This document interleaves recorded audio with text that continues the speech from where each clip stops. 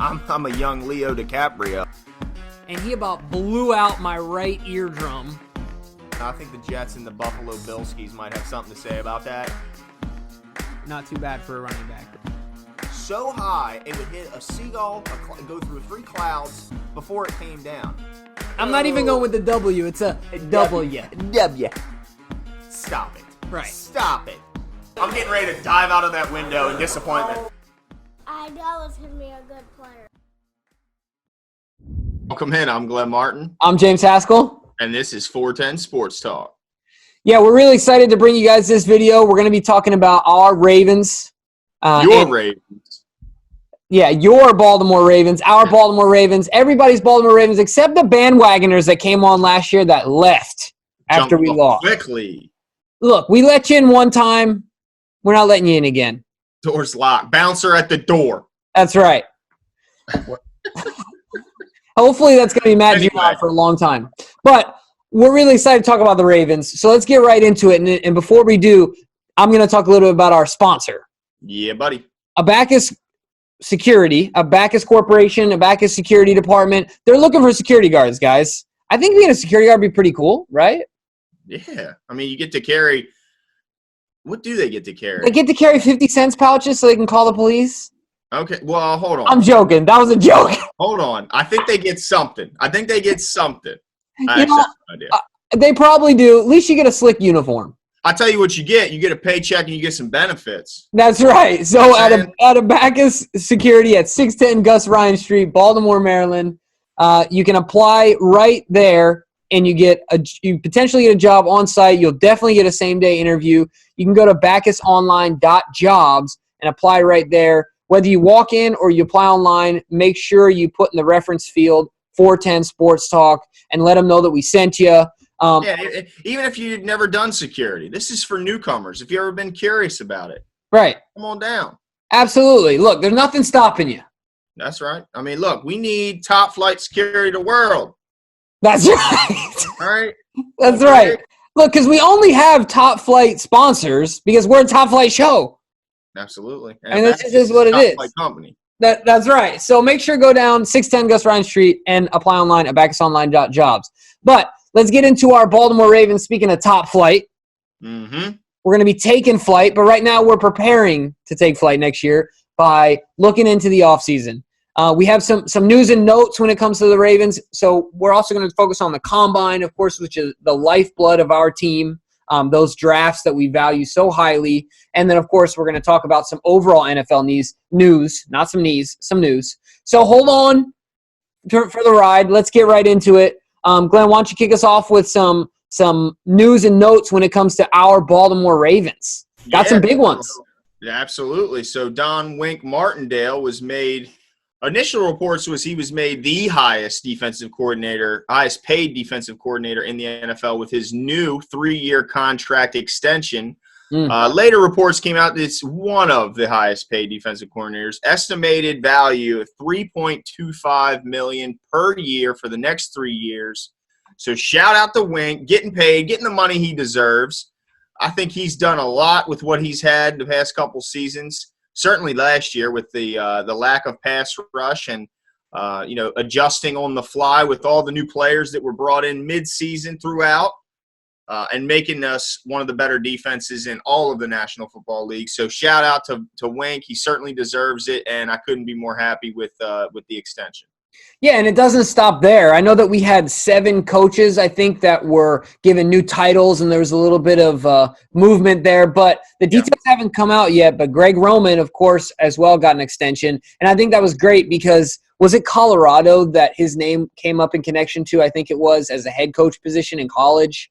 Yeah, there was a couple teams. Absolutely. That was one of them, though, yeah. Which I don't think he has a particular interest based on the fact that he's on the short list, I think, for head coaches in the NFL. So, to me, it wouldn't make sense to go to college at this point.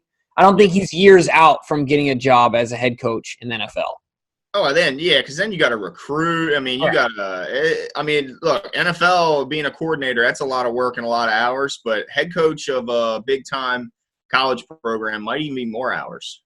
Yeah, no, absolutely. Like you said, based on the travel and recruiting and things like that, that's a huge commitment. But there's something else that I'm really concerned about that I want to talk about from another note perspective. Hollywood Brown, I'm happy that he got the screw removed from his foot. Yeah. That's great news because we saw the difference between year one Hayden Hurst from a speed and agility and physicality perspective to year two. Yeah. Now, I only expect even more of a jump from Hollywood because he's known for those physical attributes, that speed and things like that. Yeah. But I do get concerned that I think it is going to limit some of his offseason work.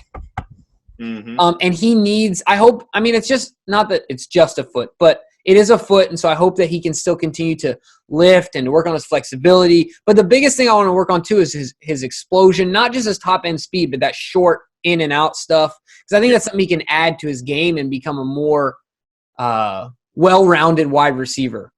So I'm a little nervous about that. They say he's going to be ready for, off-season stuff. Not all off-season stuff, but, training camp and things like that. But what is your take on it? Am I overblowing it? Am I too worried about it? I'm excited about it because, this is the obvious step we knew was coming.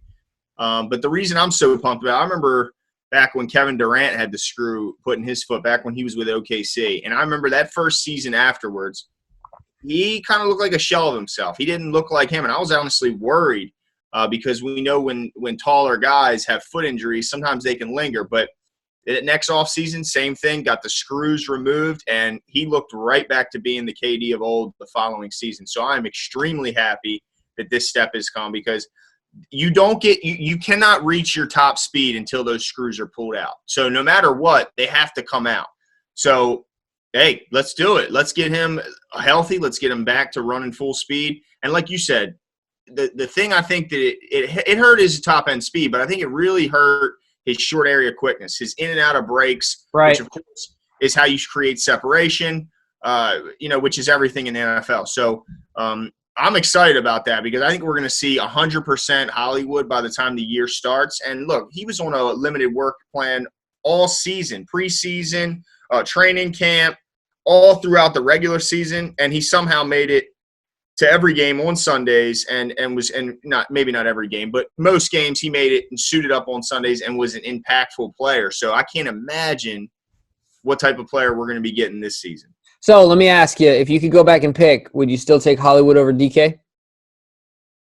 That's a good one. That's a good question. I think I would personally because of other stuff that comes along with it. He's obviously Lamar's best friend, which I know people a lot of times they get caught up with, video games and watching on TV, and you kind of forget the human side of it. And when you're playing with your best friend as your wide receiver, I think that matters. I think that says something. Not to say that him and DK wouldn't have been close, but I don't think they'd have been this close, judging by the fact that Hollywood and Lamar are from the same area, clearly, just seem to gel and kind of gravitate towards one another.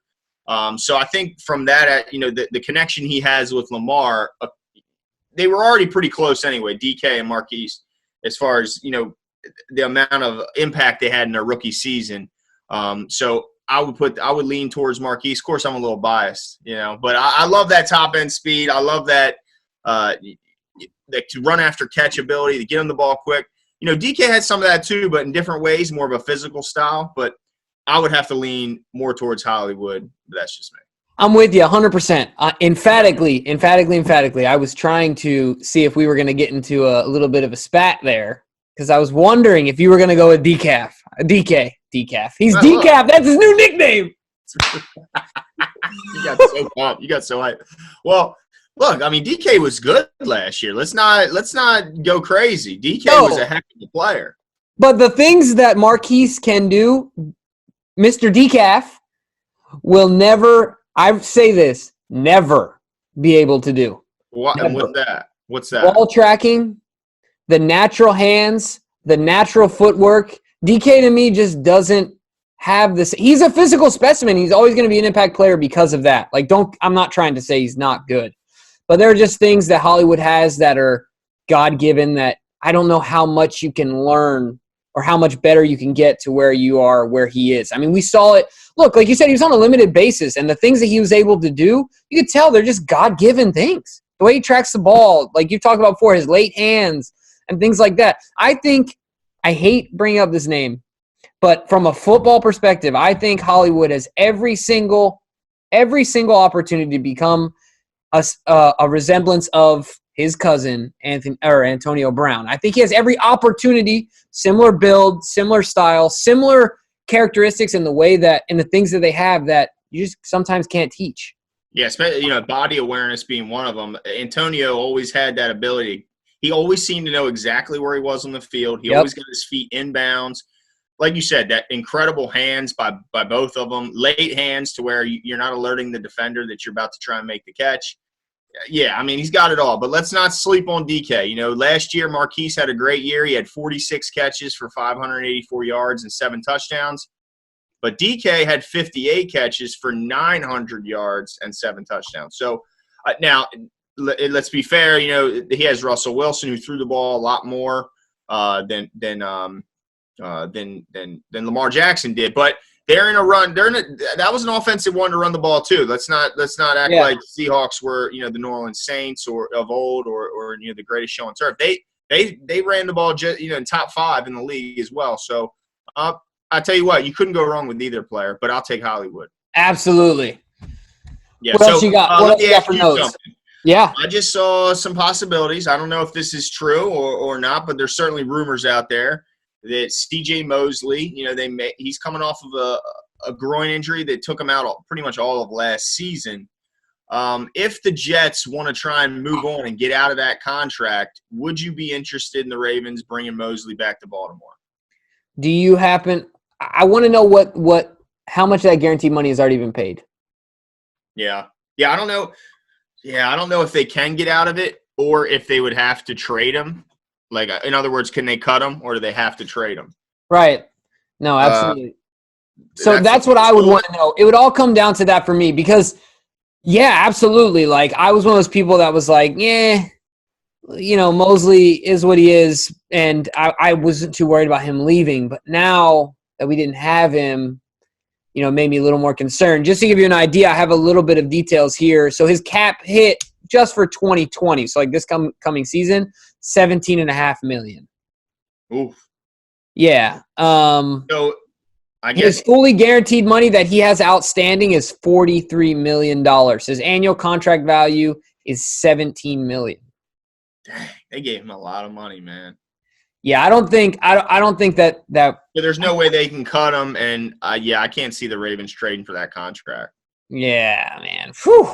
Yeah, now, so maybe I just don't see it happening. Yeah, maybe no reuniting with C.J. Mosley. This maybe not yet. I mean, who knows in the future? Maybe like Josh Bynes, he'll go away. Maybe like Pernell McPhee, go away for a few years and eventually come back. But yeah, I think Ravens fans can kind of get rid of that thought. But another inside guy that is let go is Alec Ogletree, and I immediately tweeted, I wonder if he makes sense for the Ravens because it seems like the type of guy that the Ravens would pick up at the time in his career at that position. You know what I mean? Like we kind of have that thing where we pick up guys at that age, and we'll get that last little bit of tread off the tire. Yeah. So now the only thing I worry about with him is he lost playing time because of his lack of ability to cover. Yeah, but at the same time, I mean, I think he can still he can still stop the run at a pretty good level. Right. Let's see what he has here. So yeah, he played just 13 games last year, and he had 80 total tackles. So yeah, I mean that's not really that great. I'm looking at it now. Really, he hasn't been the same Alec Ogletree since he was with the Rams. His last 2 seasons he's played with the New York Giants. It's not something I'm willing to spend a lot of invest a lot of money in. He had 93 tackles the year before last and 80 last year, and that's total. That's solo and assisted. He had 1 sack each of the last 2 seasons. He did have 5 picks 2 years ago, which is quite high for an inside linebacker. Yeah. But I don't know. I'm not really willing to go down that road. He's an older guy. I want to get youth. I want to get speed. But, yeah, I mean, I guess it's interesting because, everyone wants speed, I guess, and everyone wants cheap labor. They want youth.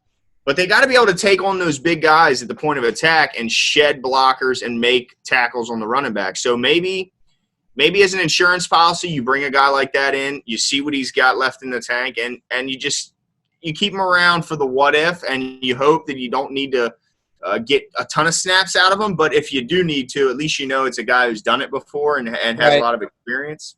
And like you said, if you can get him on the cheap, he was the captain of the Giants, so his locker room presence has got to be worth something, and his ability to potentially bring along a younger guy.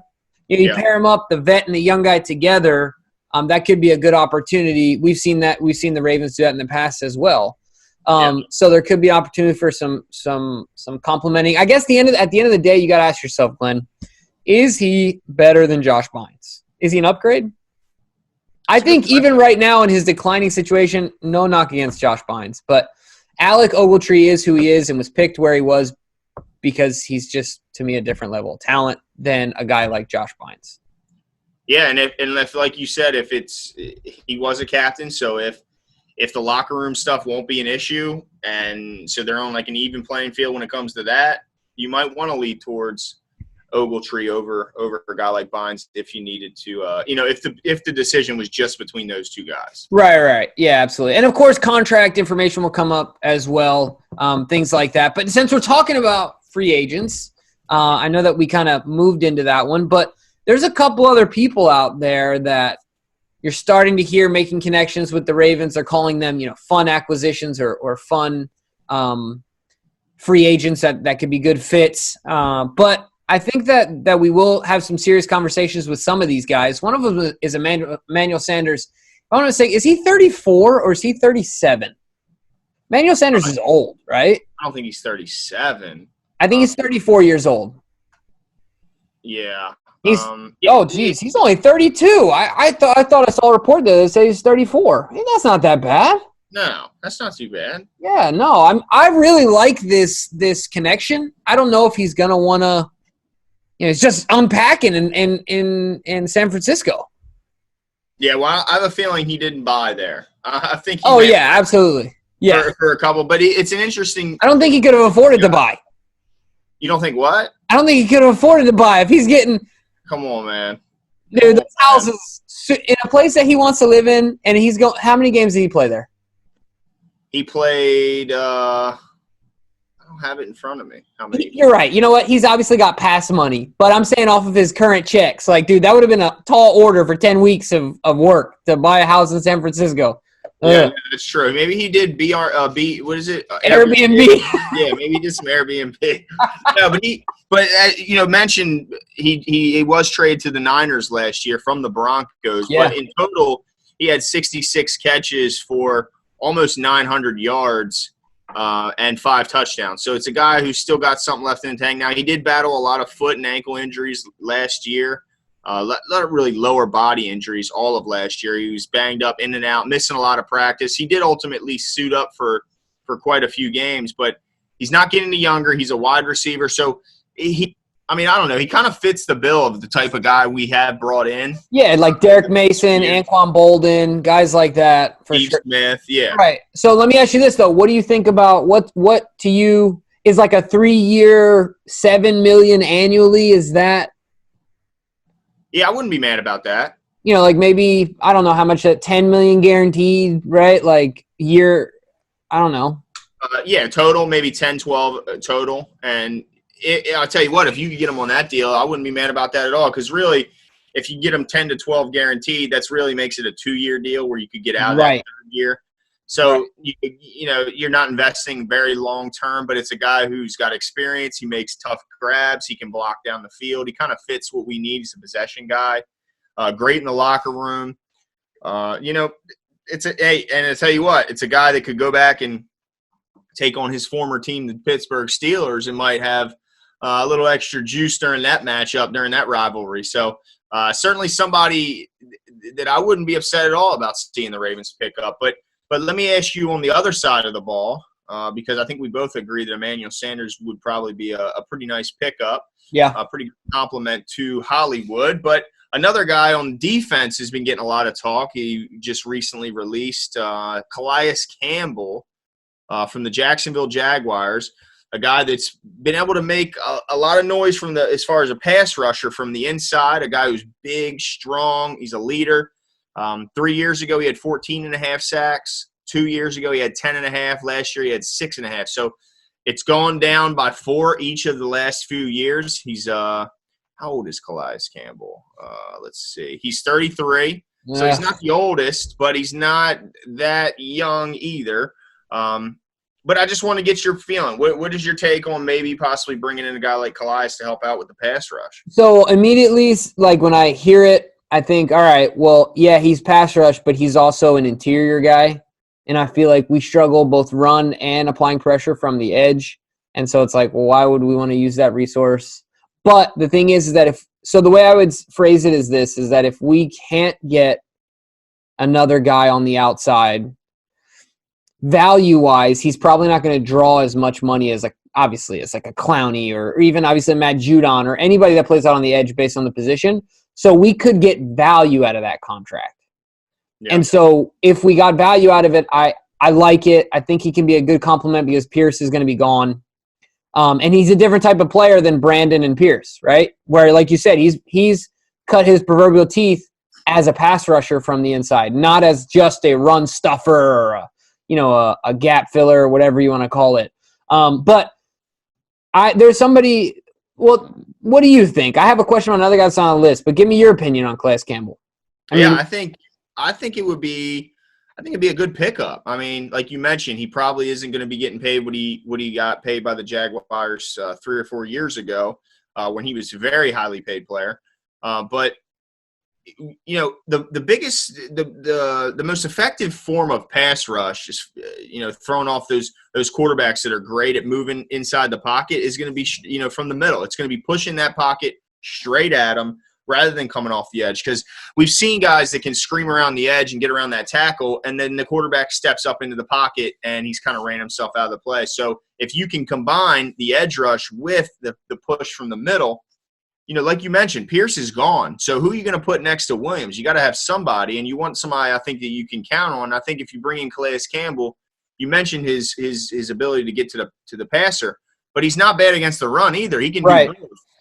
It's just kind of a freak of nature, the fact that he does get so many sacks, as you mentioned, from the inside position. A guy his size is just not what you normally – nowadays everybody wants the smaller, slighter, faster pass rusher. He certainly doesn't fit that bill. I believe he's 6'8". Let's see. Nothing about him is small or slight. No, he's 6'8", so he's a huge guy.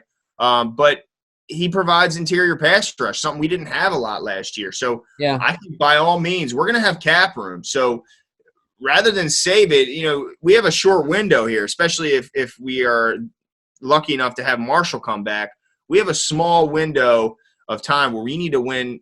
We need to win now. I mean, the window's open. So if you can bring a guy in that can help you do that, I think you got to do it. And Calais looks to be like he can still do that. Yeah, no, I agree with you. But I just get nervous about spending the money, man. That's my thing overall. Like, we've talked about this before. It's like, now that we got it, I don't want it to feel like it's burning a hole in my pocket. But at the same time, like you said, we got it. We got to spend it, right? Got to give it to somebody. I mean, you need production from somewhere. So let me ask you about this guy. What do you think about Tooney? Joe Tooney. Joe Tooney. Yeah. I have no idea who Joe Tooney is. Who is Joe Tooney is the best offensive lineman on the Patriots that is now – he's a guard. And he's the free agent. He's going to be I mean, he's the top guard on the market. But I think about – you're talking about this window, right, that we have. And I think that my opinion is that if we had a guy like Joe Tooney instead of a Bozeman in that game, I really feel like the interior offensive line got worked in that Titans game. Not saying that was the only reason that we lost, but to me that was a glaring – Makari is included in that. But I would like to see us make a pitch for this guy. I don't know. I feel like I've beat this dead horse already, but I really, really, really want us to have the best – undisputed best offensive line in the NFL. Like, to me, that means more to us and our scheme than any other team. Yeah, well, I think especially if Marshall's to retire, then not only does that make it more of a need, but it also frees up a lot more cap space because Marshall does get paid a decent amount of money, and then they could reinvest that into this guy, Tooney. Tooney, yep, it's Tooney. Joe Tooney, yep. Because it's spelled like Thuney. Right, but it's Tooney. Okay, Tooney. Yeah, so, I mean, yeah, he's a good player. I mean, it looks – I don't know a ton about him personally. I mean, I'm just looking at other people's evaluations of him, online here, and he looks like he's a guy who was their most consistent and best overall offensive lineman last year. And, of course, the Patriots didn't have, the best offensive line overall last season, but he seems to be one of the few bright spots. Yeah. And he's the youngest of the guys we've talked about. He's 27. Yeah, as far as an interior offensive lineman, he's a baby. Right. I mean, you know what I mean? That's very, very young. So, yeah, it's interesting. I wouldn't mind it. Like, I'm with you. I want to shore up an offense. I think if you look around the league at what teams have the best offensive lines, I think it kind of correlates with winning. So, and it's one of the hardest position groups to fill with quality players and to build depth. Right. On that second line. It seems like no team has depth on the offensive line. And if anybody gets hurt, you see an extreme drop-off to their backup. So, bring him in and let Bozeman be the backup. That way, if he goes down, now Bozeman, he can go in there and step in and play well because he's done it. Right. No, for sure. So I'm interested to see what happens with him. I'm interested because he is a guard to see what kind of a market he demands. And so it could be within our price range, and I'd like to see it. I also like to see it because he was a Patriot, and I want him away from the Patriots. I think him coming back is one of the other reasons why Brady. It's one of those things where Brady wants to see certain things happen beforehand. Yeah. And I think that this is one of them. I think that Tooney's a big deal, and shoring up the offensive line in general. But I think that losing him would be really detrimental to the Patriots' case for bringing Tom Brady back. So anyway. I think that'll be really interesting. I'm interested to see what happens to this kid. Because as well as I, if we just have an offensive line, just an incredible offensive line and a run game with Lamar, we're going to be in every single game. Yeah. Period. Right? So from there, if we have that, let's work out from there. That's the way I attack it in my head. I'm not a GM, but that's the way that I see it. Well, no, and then you already have Hollywood, and you already got Mark Andrews, you already got Hurst. You've got other guys, and like you said, if you can shore up the offensive line, they're all going to look better than they already are. So, I got to agree with you. But you mentioned Tom Brady, and so I wanted to bring up a report by ESPN's Jeff Darlington from today, who says from what he's hearing out of New England at this point, he would be shocked if Brady was to return to the Patriots. I love it. To me, is mind-blowing. But that's what he's saying. He's saying he would be shocked to see him leave. And this is a guy there's nobody who knows who's closer to the Patriots than Jeff Darlington. So that's insane to me. So, Jimmy, where's he going?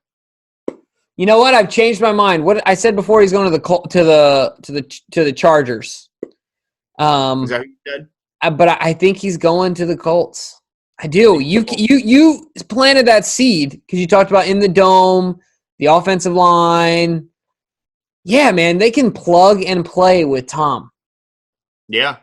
And I think Philly Riv is going down to Tampa Bay. I know that he's been connected to the Colts as well, but I think Tom is going to the Colts, man. I just do. I don't think he's going back to the Patriots. I just don't. Well, a lot of people lately have been connecting him with the Tennessee Titans. They're saying Tannehill, if they can get Tom Brady, they're not re-signing Tannehill. Tannehill could go to Tampa Bay, and Phillip Rivers, because the Colts run almost the same offense as the Chargers. Phillip Rivers will go to the Colts, and Tom Brady will tell you what, with that line. You got Taylor Lewan. You got who's the guy on the right-hand side? Conklin. Yes, Jack Conklin. Heck of a player. Obviously, we know what Derrick Henry's capable of, what he can do. But the thing is Henry coming back? Oh, Henry's there. But are they going to pay him is what I mean. Oh, is he a free agent? He's a free agent. Are they going to break the bank on Henry? Look, they could franchise tag him, and he's not going anywhere, and that's not a bad value for what I guess that's true. That's a good point. And then you got to remember, Coach Mike Vrabel's there. They won 3 Super Bowls together, Brady. They're like best buds, right? They're good friends. I don't know. I think that's an interesting point. The only reason I may kind of pause a little bit is, as you mentioned with the Colts, they're indoors. In Tennessee, late in the season, it gets a little chilly in Tennessee. Yeah. So it's something to think about. I mean, look, Tom Brady, there's not many places colder than New England at the end of the season. And we know his success rate in the playoffs, which we know the playoffs take place in the wintertime. In New England, it's always cold, and he's done pretty well. So maybe the cold weather thing may be a little overblown, even though he's getting older. So I don't know. I'm starting to lean toward – I was talking to our friend Frenchie earlier, and he seems to think it's going to be Tennessee, and he kind of did a little bit number on convincing me. Wow. Tennessee, huh? I mean, look what they got, man. They got the receiving. They got that young guy from Ole Miss. What's his name? A.J. Brown. A.J. Brown looks – Who I said the Ravens should have freaking picked. Hey, what about – hey, they took Marquise. No, but – okay, so yes, but this is the other thing I said. I wish that we had done the show back then because I said he will have a better career than DK Metcalf. And he will, absolutely. He's had a better start. I think he went over 1,000, so just barely better than DK, but we'll wait and see. Those are two pretty good guys, so I think you'd be pretty happy with either. Yeah, but I tell you what, man, that's interesting. Tennessee, for some reason I don't see it. I just don't see it in Tennessee. But because I don't know, you're right, they have a lot of parts, but do you ever I feel like they came on the scene late where there was a while till they put it together. And of course, a lot of that to do with the quarterback, but I would also be concerned that maybe they're not quite there yet. I don't know, just because the sample size of them being good is kind of small. Well, they got to the AFC Championship with Ryan Tannehill. So, but how much of that was like lightning in a bottle is, I guess, my mindset. That, you know what I mean? Some of that it certainly is. But if you can add Tom Brady to the mix, man, in an offense that is getting the ball out quickly, and then when they do drop back, they're doing it on play action where they're buying their quarterback a lot of time. Tom Brady didn't have a lot of time in New England last year. He didn't have a lot of guys that could separate. Now he's going to go into an offense that's ready. It's move-in ready. It's already furnished. It's a house. It's like buying a house that's already got great furniture. You move in, you're already happy. It's something to think about. But anyway, let's move on to some other drama that's been going around. Is the new CBA. Oh, geez, I know.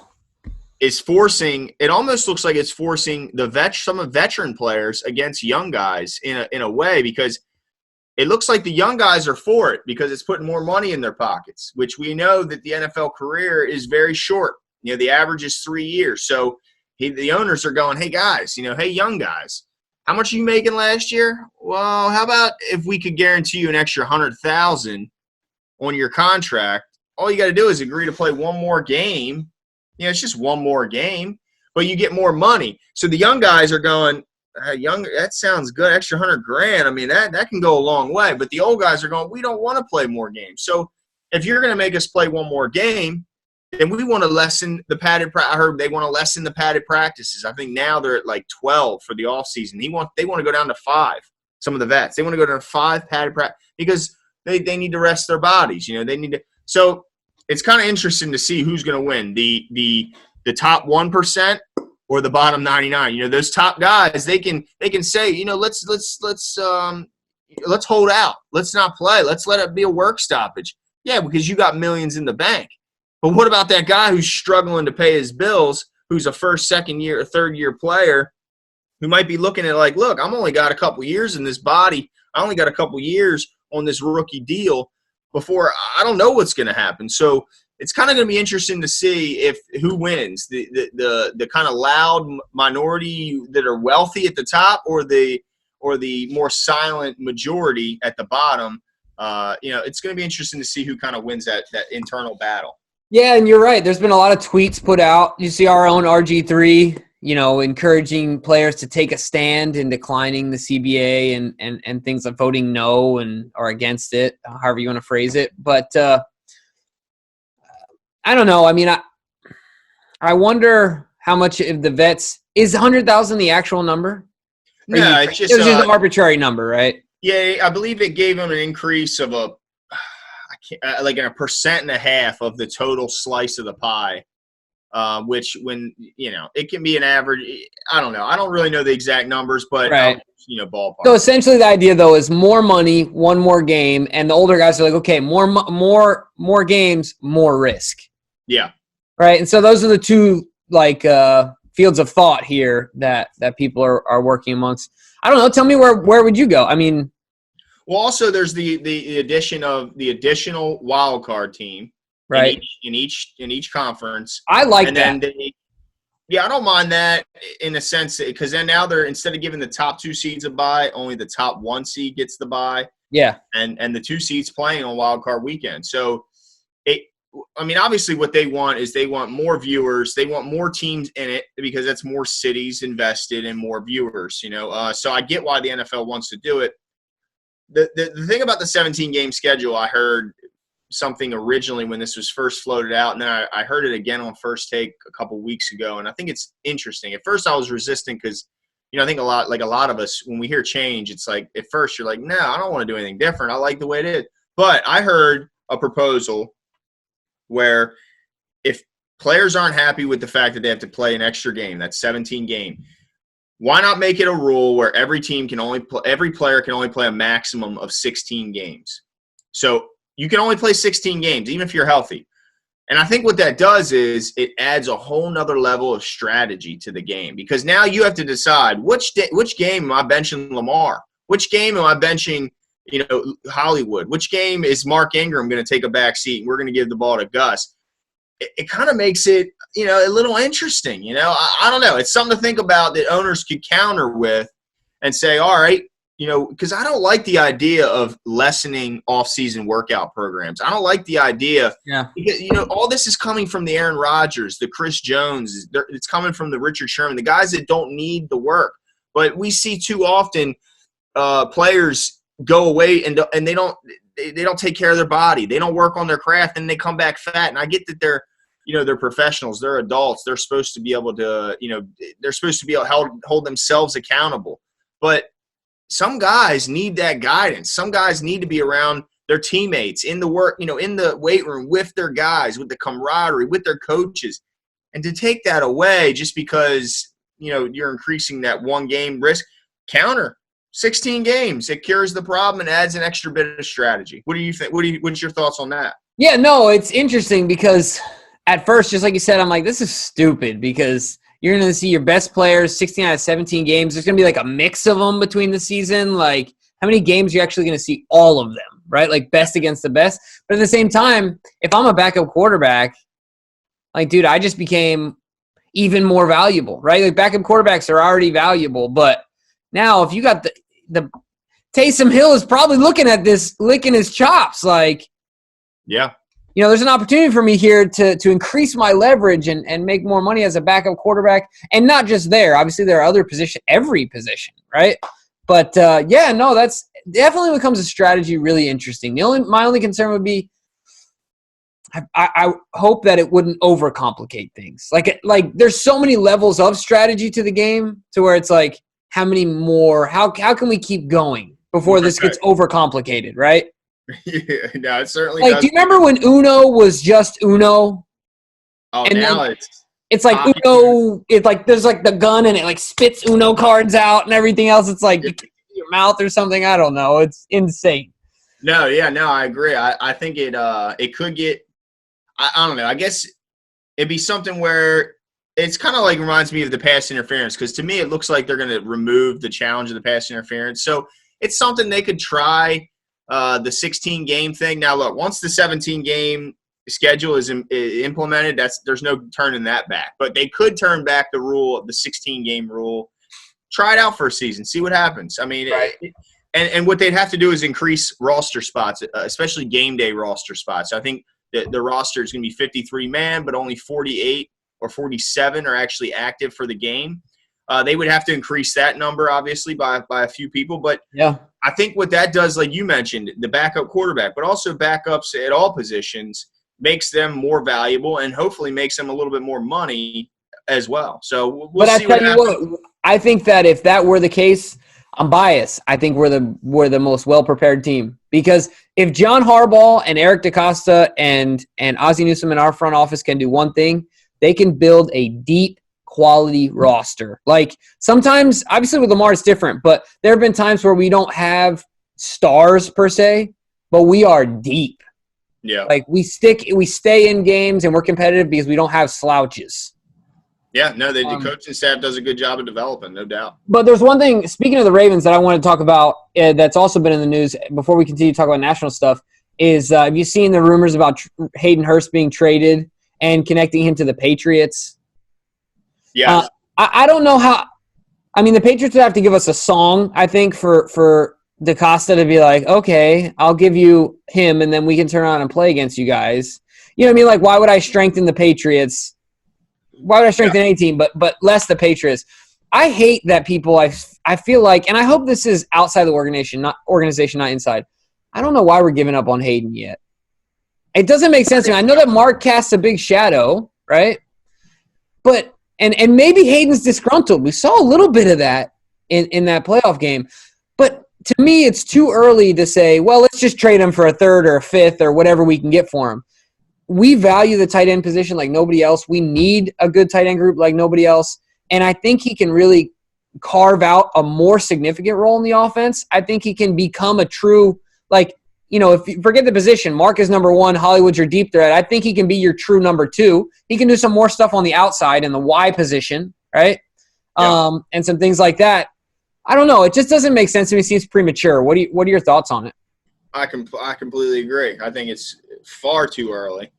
This guy, you know, a lot of what made the Ravens offense so hard to defend against is that deep and versatile tight end group that they were able to put out there every week. Yep. 3 guys that can do everything, you know, certainly different degrees of everything, but they can do it all. And so why weaken that when you have a guy who's under contract for 3 more years?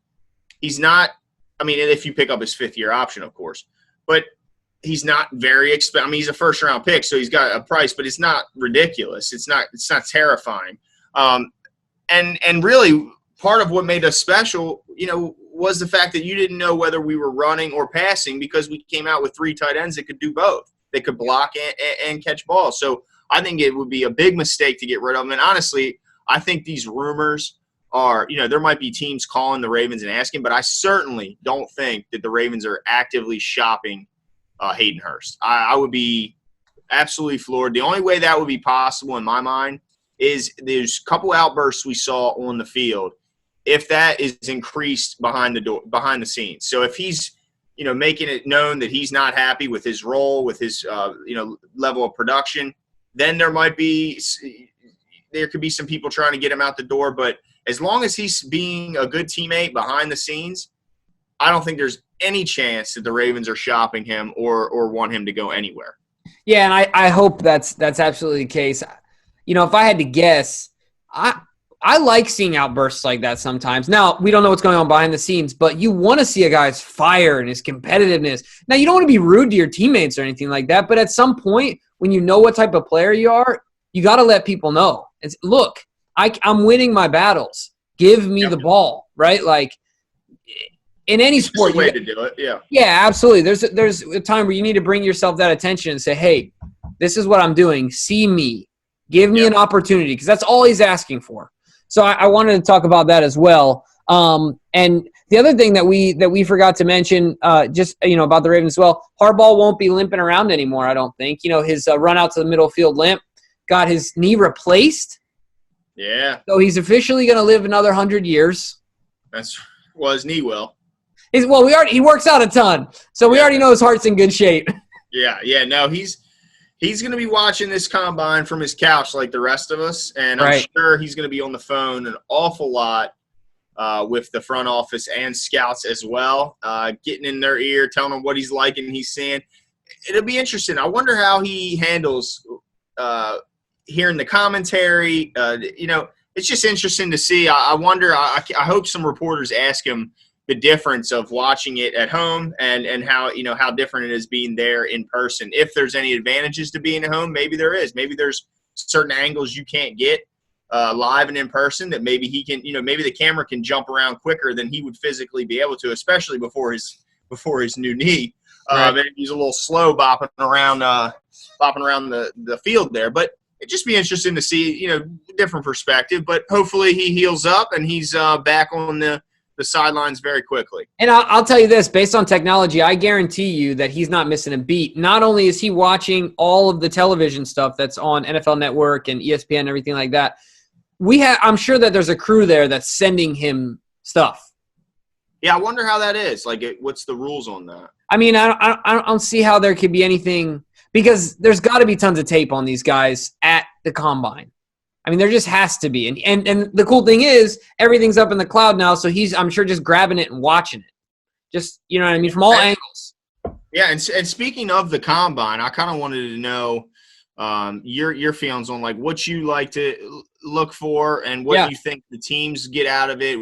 Because a lot of people look at the combine and they go, what is this? They're not wearing pads. They're out here in tight compression shorts, seeing who can run fast and jump high. What does it really mean as far as practicality? How does it translate?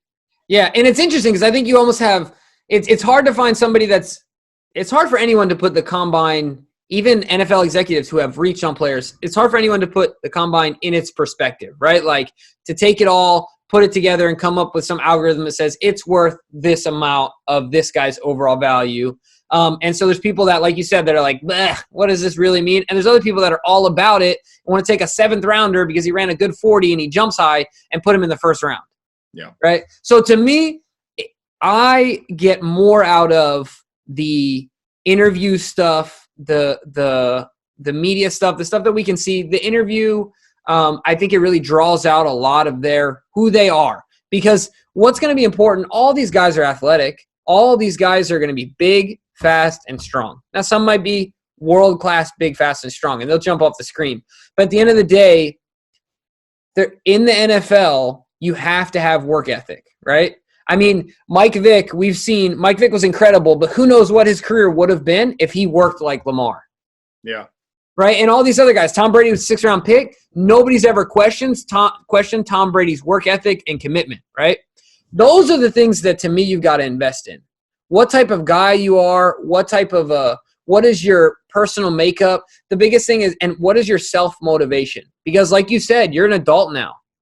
You got to do it on your own. You got to go get it on your own, right? To me, that's worth more than somebody jumped off the screen in a 40 or whatever the case may be. So I focus a lot on that. I don't know. That means the most to me. What about you? To me, what I think the biggest thing that comes out of the combine for NFL teams is going to be the medical checkups. That's a good one. Their doctors get a chance to do a full physical, and it is in depth on all of these, prospective draft candidates. So that's the big key. How's their injury? How's if they had a hamstring, going down the stretch to end of last season, how's that healing? Is he going to be ready for all the rookie offseason camps? Because these guys, they need to get in early to get themselves acclimated with the NFL game. So I think the biggest thing is going to be medicals. But outside of that, I think certain programs run specific offenses or defenses that may limit the ability of seeing what they can do in every type of situation. So if it's for instance, like Georgia Tech for years had great receivers coming out, even though they ran a run-heavy offense. So maybe you need to see something that they just don't show on tape because their offense doesn't require it. So maybe you don't see if a guy can you don't see his short area quickness because he's run a lot of go routes, or you don't see his hands a lot because he's getting the ball. I remember Tavon Austin was a guy that had the most inflated receiving stats for a guy who didn't really do it. He caught the ball a lot of times on jet sweeps and right at the line of scrimmage, and he was just so much faster and quicker than everyone that all of a sudden he turned a 2-yard little dump down into a 60-yard touchdown. So you look at it and you see he caught a 60-yard pass. Well, yeah, but it was basically a handoff. He didn't show if he could track the ball down the field. He didn't show his if he had late hands, if he had those if he was able to run under the ball and hold on to it through contact. Certain things like that. Can the guy track a deep ball? How does he work with all the other guys there? Is he good? is he abrasive? We've seen guys in the past get into it with staff members, get into it with fellow draft candidates. We've seen stuff like behind the scenes, so drama. So you can kind of sometimes you can kind of sniff out problem players.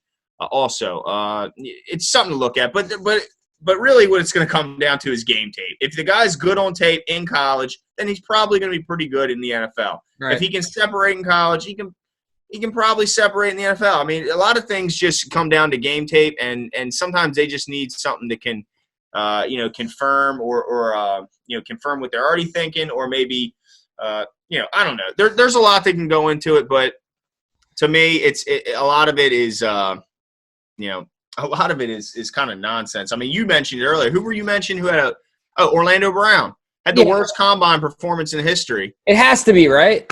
He's a pretty good player, right? Yeah, he just made the Pro Bowl. And then, same thing with Nick Boyle, had the slowest 40 of all tight ends.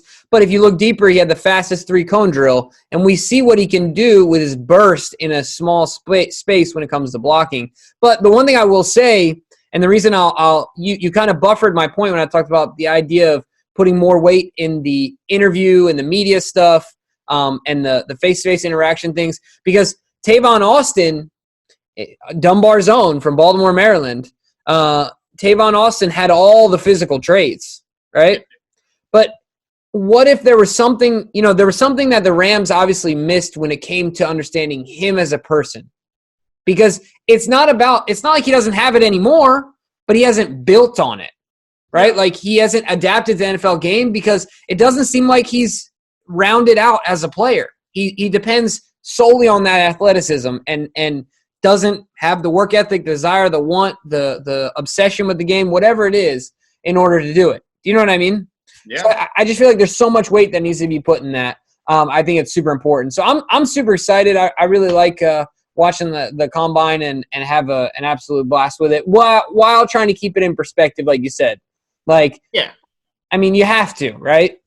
Yeah, because a lot of these guys, a lot, especially when you talk about like the quarterback position. And we remember Lamar. Everybody wanted him to run. They were thinking about making him or asking him to display some of his abilities at other positions, maybe run some routes, catch some balls. So some of this stuff is just kind of silly. And like you mentioned, the interviews, a lot of times they try and catch you. They try and make you slip up, make you feel a little pressure, maybe ask you an uncomfortable question to see how you handle that situation behind closed doors. But, yeah, a lot of it is just I don't know how much of it is more for the fans or who is this? Right. I don't know. I don't know. But it's fun to watch nonetheless. Well, some comedic relief. Comedy relief? How do you say that? Comedic. You got it. Comedic relief. All right. So every year there seems to be a funny question that comes out of the combine, right? Ross Blacklock, a combine participant, found out that he has 37 unpaid parking tickets. He apparently had no idea he had any unpaid parking tickets. I don't know. I find that kind of hard to believe. But the Raiders asked him about his unpaid parking tickets. They don't miss nothing. 37. I wonder what the tickets were for. I guarantee you it was I guarantee it. It was parking on campus. Because athletes think they can do whatever they want and park wherever they want. You sound bitter. Well, no. But it is. They get absolute treatment. I mean, their grades are inflated. They have personal tutors. It just is what it is, right? It's fine. So I'm a little bitter, yes. But I will tell you this. The other thing that you talked about is really important is the medical report. I think that's under-talked about because it's not necessarily sexy. I'm going to give you a little insight on the medical reports. Oh. So at where I went to school at the University of Utah, a certain NFL player and I took the same course, sat next to each other. Not NFL player, excuse me, University of Utah football player. We got to know each other pretty well. And he told me about how when you get injured in college, if it's kind of a serious injury, a long-term injury, certain doctors will say, hey, I will classify it as this because if I classify it as what it really is, it's going to hurt you in the draft process. And so I'm not saying they're being unethical and like lying, but I don't think they're being as forthcoming as they normally would with just a normal guy like you and I. Okay. Staying purposely vague. And I think that's interesting. So it's crazy all the levels of it that we don't even think about.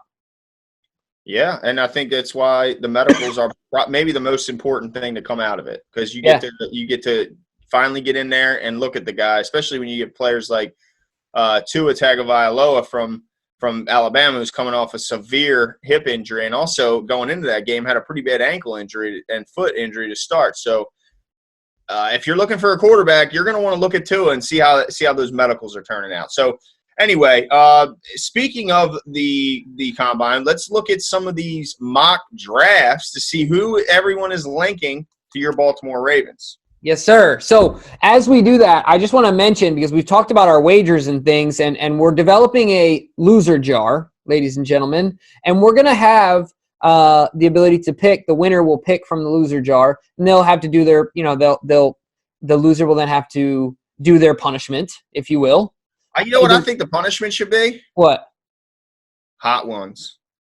I'm down. I'm totally down for it. That is totally. But there's going to be a variety of things on here. All kinds of things. Okay, that would be just one of the punishments. Yeah, and the really cool thing is that we're going to have fans interacting with us, and as we continue to grow the channel and things like that, people will let us know. Maybe you'll get to serenade me, Glenn. Who knows? Maybe that'll be one of the punishments. With the love song. You could only be so lucky. Oh, gosh. But before I lose track and think about Glenn serenading me, what I was trying to say is what we're going to do is for the draft, we're going to, of each of the 7 rounds, for each pick, whether we have one around or however it lays out, for each pick, we're going to decide, we're going to guess what position group they're going to go with. We're not going to say player, because there's a decent chance that we could be wrong on every single one, and we want to be able to determine a winner and a loser. And so what we'll do is we'll go position group. Whoever has the highest hit rate, the most amount of points at the end of the day, gets the most guesses right, wins. The loser might be doing hot ones. Oh, I'm excited. I want to see you, because you ate that first challenge we had, and it was weak sauce. It was weak sauce. That number, we had 1 through 8. Number 8, let me tell you, doesn't even compare to number 5 out of 10 on the hot ones. So it's the real hot ones? The real hot ones. I ordered number 1, number 5, and then I think 2 number 10s. Where was this at? We had Buffalo Wild Wings? No, the hot ones. You're not familiar with the YouTube show Hot Ones? I ordered the ones that they use off the show. Oh gosh. Yeah, so it's the real one, the last one. And you had 2 of them? I had 2 of them. And they're no joke. Burning me up.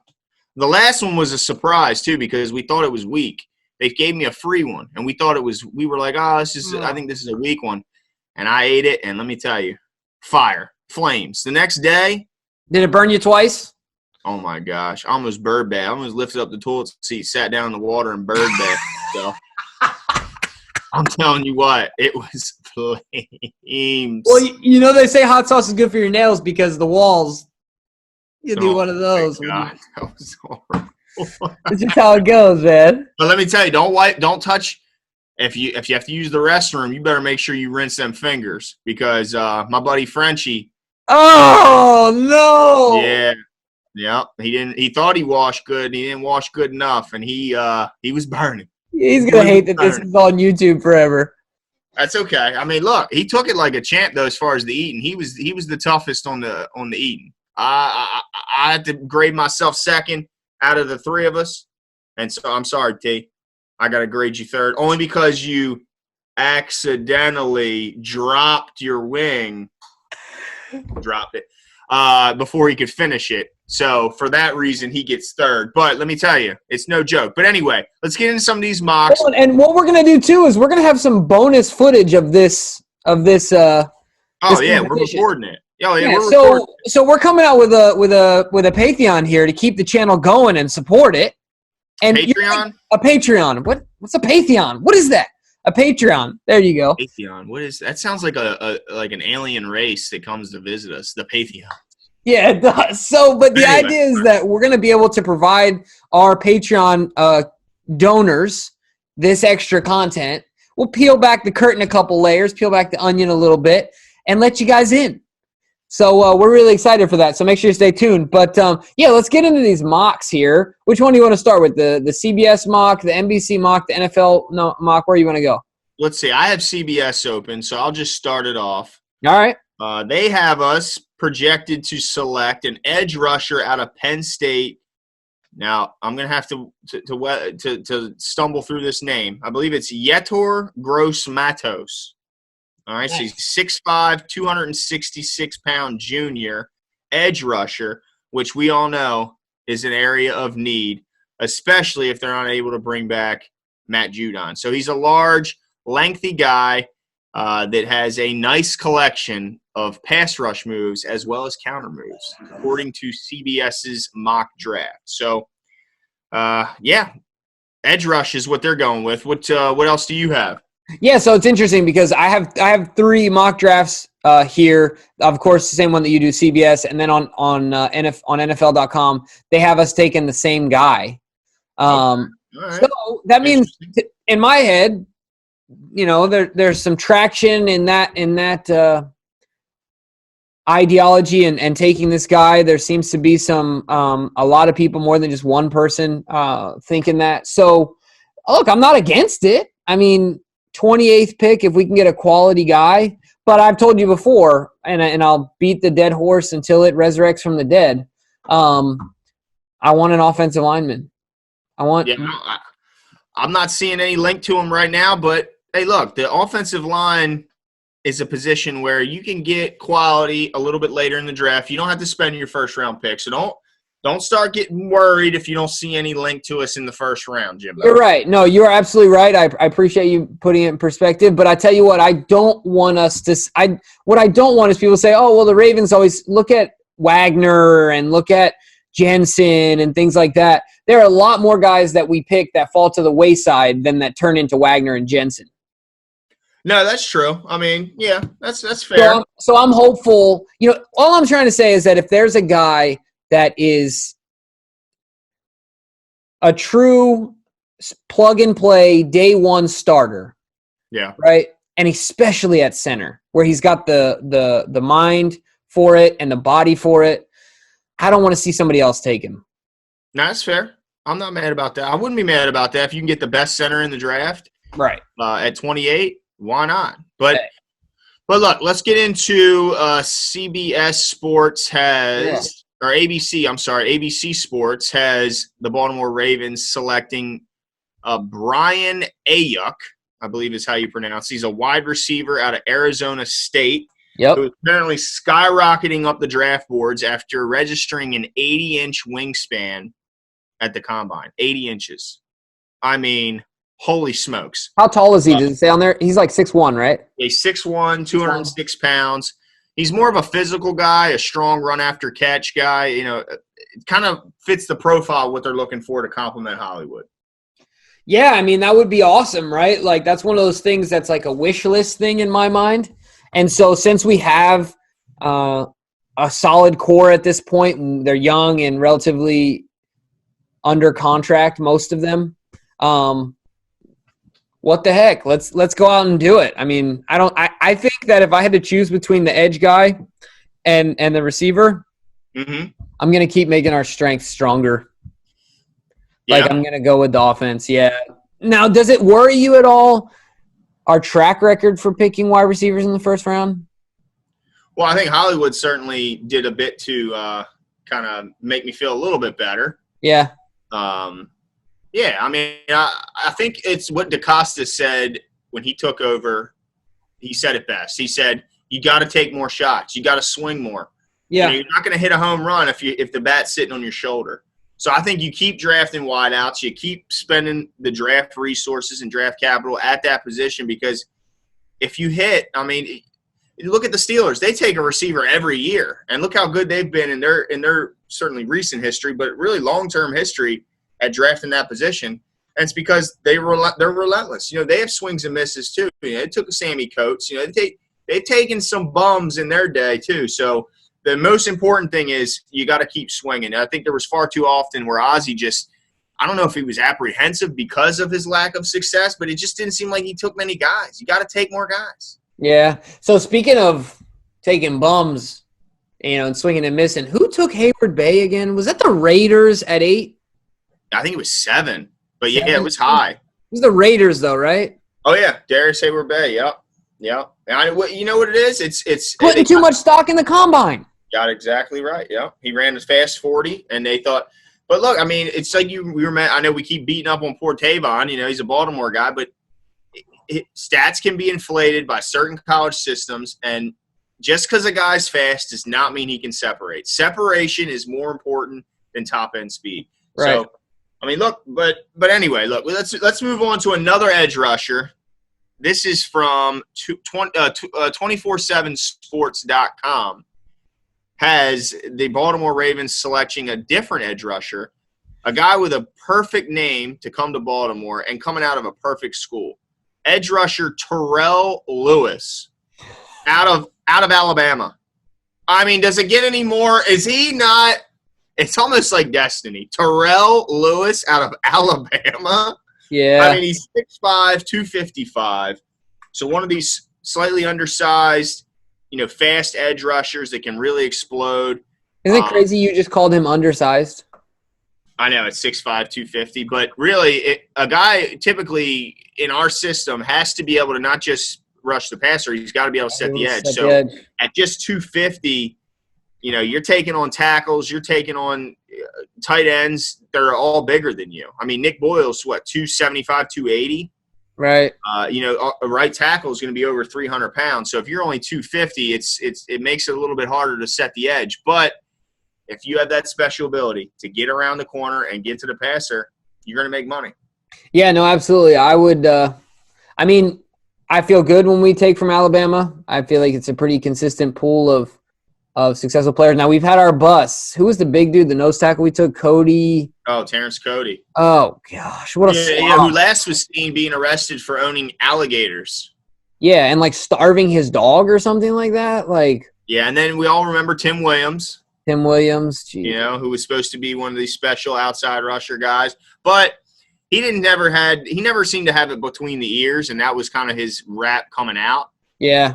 We're not hearing the same about this guy. Now, it's early on in the process. We may hear more, but he's got a heck of a name. He does. He wins in the name department. I'll tell you what, man. So that would be awesome. I'd like to see it. But I think honestly, I think where we're going to get the most value, since we are going 28, is either a receiver based on the depth in this draft, or based on the fact that usually offensive linemen aren't the first ones to go. I mean, yeah, every once in a while you have that tackle that's really high. We took Stanley at 6. Yeah. But I feel like you have to consider where we're picking to, right? In that first round. So I think that's going to be important. I'm just trying to sell you on an offensive lineman. Well, I wouldn't be shocked to see him trade back. I mean, usually they're looking to add draft capital. The only thing I'll say, they already have, I believe, 9 picks. So you got to think how many of typically they don't like to cut a draft pick, especially before the first year. Right. So however many draft picks you're adding, that's how many guys you need to make roster spots for. But if you got 9, I mean, like you said, we're known for trading back, but you said it before, Eric is way more aggressive. Could trade up. Could trade up. Yeah, I tell you what, could trade. Now, he did say he hated not having that number 2 pick. Obviously, it was worth it since we got Lamar, but he hated not having that second-round pick. But still, I could see some trading up happening because of, like what you said, if we trade some late-round picks, then less of a chance that we're going to be cutting these guys. If they're high-round picks, we invested more in them. They're probably going to be better players naturally. Yeah, more play, quicker to get on the field. Yeah, it'll be interesting. So I'm excited for the NFL draft, Glenn. I don't know about you, but oh my goodness, I can't wait. I love the NFL draft. I stay up late. I'm excited. I get too pumped early because typically the Ravens are picking late, and by the time that they're finally picking, I'm usually a little heavy in the eyes. I'm getting a little tired because I expend so much energy. I'm so pumped. Right. I mean, this is NFL football we're talking here, and this time it's going to be in Vegas on apparently a floating stage. So I can't wait to see how this turns out. Yeah, well, you'll know it'll be man-made because there's hardly any water in Vegas. Oh, yeah, true. That's a desert, right? Yeah, no, absolutely. So that's all for us, folks, unless I forgot anything like I normally do. Do you have any other notes, Glenn? No, I think that's it. That's awesome. Well, we appreciate you guys signing on and watching the show and listen to our podcast. Feel free to subscribe wherever you listen to our podcast. Find us on Birdland Sports, And, of course, subscribe here to the channel and hit the little bell so you get notifications every time there's a new video coming out. We're continuing to adapt and to improve. Right now I'm on the road. 410 Sports is all over the country, but our studio is under construction. Can't wait. And so, stay tuned for that. We're really excited. Leave all your comments below if you have anything you want us to talk about, and we'll talk to you guys soon. See you.